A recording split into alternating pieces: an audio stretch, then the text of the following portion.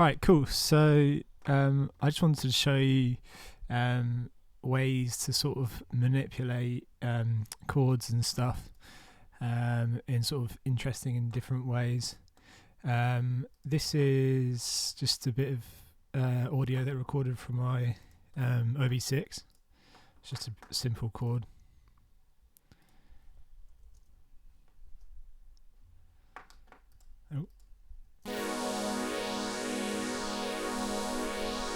So literally just a sustained chord.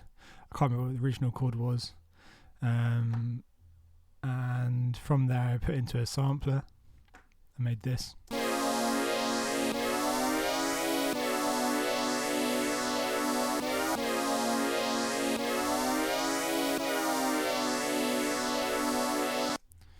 And yeah, again, it's just literally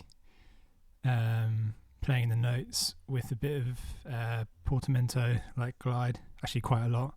There's like 965 milliseconds, so it's quite slow, and it gives that sort of slow warping effect, which you can kind of hear like sort of there and whatever.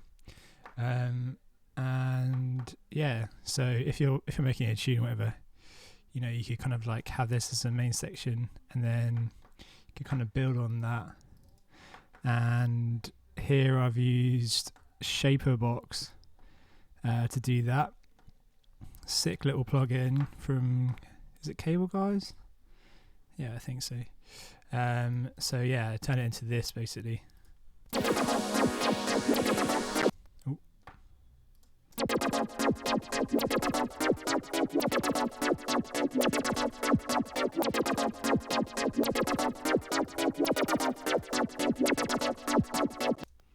So yeah, you can kind of see here it's sort of modulating the cutoff, and then the resonance is also being modulated as well.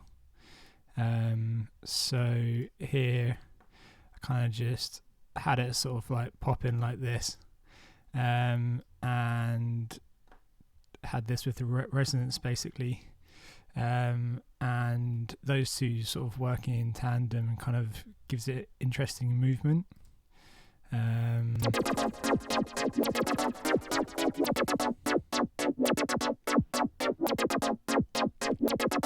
can kind of hear it sort of like almost tripping over itself. So yeah, and then after that I just put a bit of delay on it just to sort of give a bit more movement.